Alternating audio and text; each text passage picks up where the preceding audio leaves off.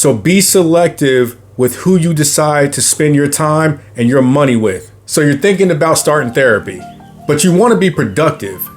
You don't want to be wasting your time, wasting your money. Well, you're in the right place, because I'm going to give you 10 tips to help you be successful on your therapy journey.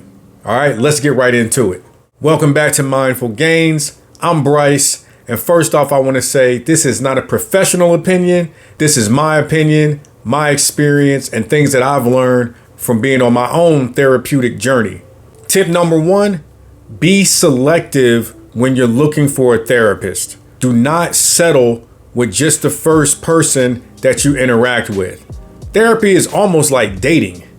You have to find that right fit for you. Okay, and more than likely, you're not going to find it with the first person that you sit down in front of. I highly suggest be intentional with the process, take your time, and find that person who is in alignment with you. I always say give it at least 3 sessions before you decide to move forward with any particular therapist. 3 sessions will allow you to kind of feel out the environment, feel out the dynamic, and feel out the situation, and to figure out if this person is somebody that you can see yourself sitting down with on a week-to-week or bi-weekly basis and be pouring your heart out to. So be selective with who you decide to spend your time and your money with. Tip number 2, be honest. This is a big one. All right. You have to be honest with your therapist. Not only do you have to be honest, you need to be vulnerable, and you need to be very truthful when dealing with these therapists. If you're not ready to be honest with your therapist, save your money, save your time, and wait until you're actually ready to be as forthcoming as you can be with the therapist. You're just going to be wasting your time and wasting your energy, and it's going to make the process take a lot longer. It's going to make the process feel a lot more difficult than it needs to be if you're not ready to be truthful. You can't be coming into this process lying, withholding information, because it's really not helping the situation. It's really hurting you and setting you up for failure. The more open you are with your therapist, the more successful your therapeutic journey will be. Tip number 3, have goals and have a purpose for why you're in therapy. Not having these things in place will make the process feel like it's taking so much longer. Take the time to even write down what it is you're trying to get out of this process. Whether you've got some anger or some sadness, or maybe some things have happened to you in the past that you want to really tap into and try to just really finally work through. You got to go into it with a game plan. That's going to make things easier for your therapist, and it's going to make things easier for you as you're on this journey.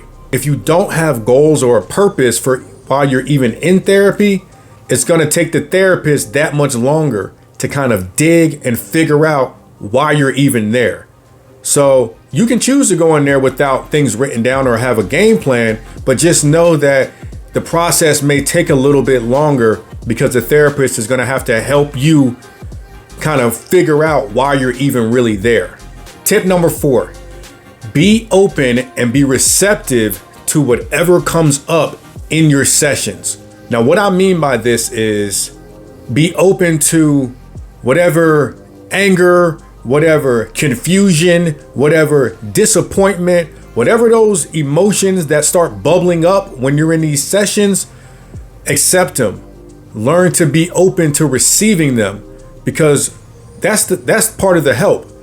That's part of the reason why you're there, is to have these things come to the surface, and then you and this particular therapist that you decide to move forward with can help you start to peel back layers and figure out what's going on. Find out the why and the how within these emotions that start coming up.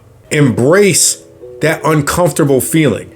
Therapy is not linear. It's not just a straight line. It's all over the place. You might take 2 steps forward and then feel like you're taking 5 steps backwards, but it's all a part of the journey. It's all a part of figuring yourself out and peeling back those layers.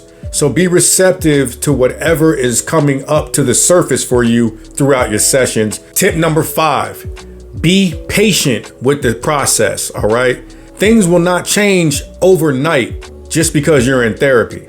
It's not a magic pill that is just gonna all of a sudden alleviate all your problems. And now I'm feeling great. Like, don't get me wrong, you will feel great. You will feel all types of stuff, but it's not like just this one shot and all of a sudden everything is better. That's not how it works. Don't rush the process, okay? At times you may feel like, wow, this is not moving anywhere. I thought that I was gonna come in here and talk to you and just magically feel better. Eventually you will feel better. Just be patient with it.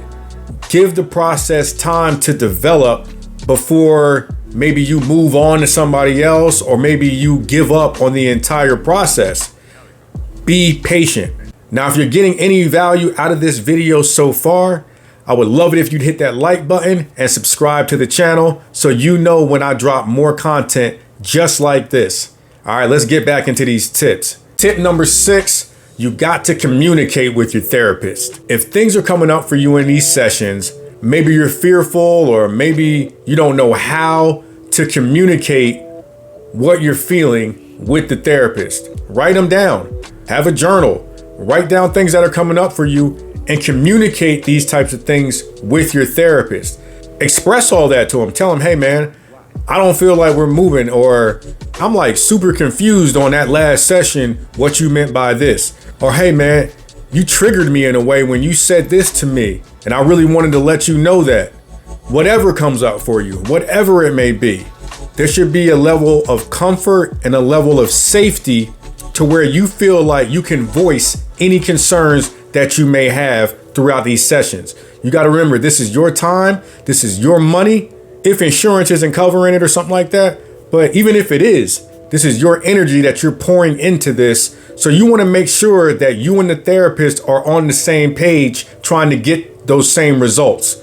Tip number 7, be consistent with your therapy. Be intentional.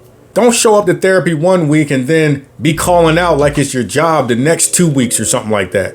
You got to be consistent. It's like working out.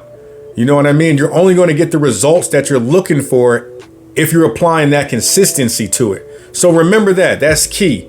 Trust the process. Be consistent with the process. That way, you'll get the results out of the process. Tip number 8, be mindful and be aware of those beliefs and those stigmas that you may have about therapy. Okay, a lot of us frown upon therapy. A lot of us believe that therapists are nothing but crooks. They're just there to take my money, there to waste my time.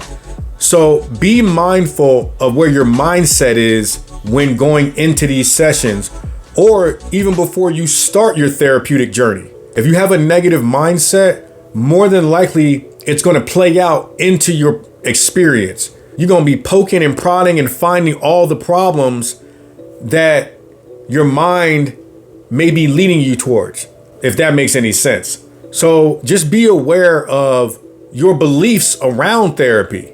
These beliefs can limit the progress that you can really experience when doing therapy.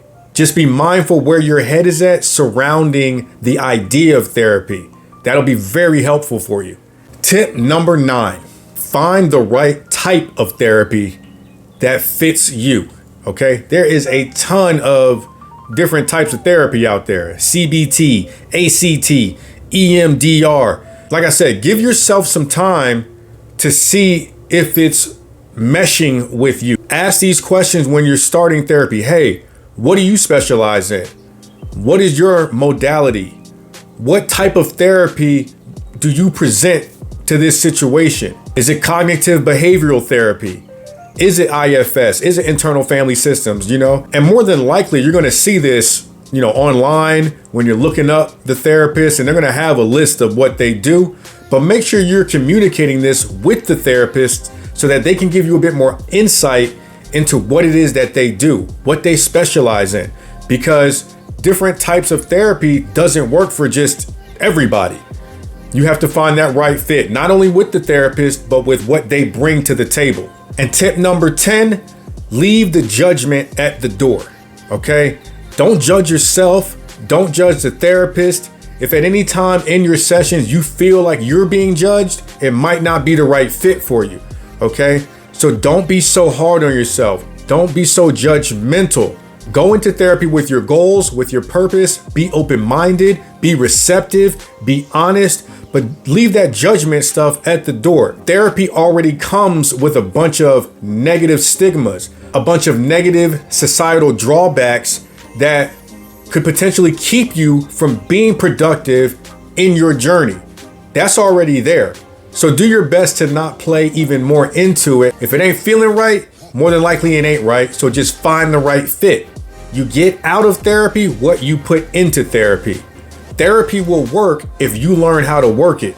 And hopefully these 10 tips will help you be successful when you decide to start therapy, when you get on your therapeutic journey. Again, if this video provided you with any value, I would love it if you checked out one of my other videos. I'm sure you'll enjoy it. And I'm wishing you well on your journey when and wherever you decide to start seeing a therapist. All right, I'm out.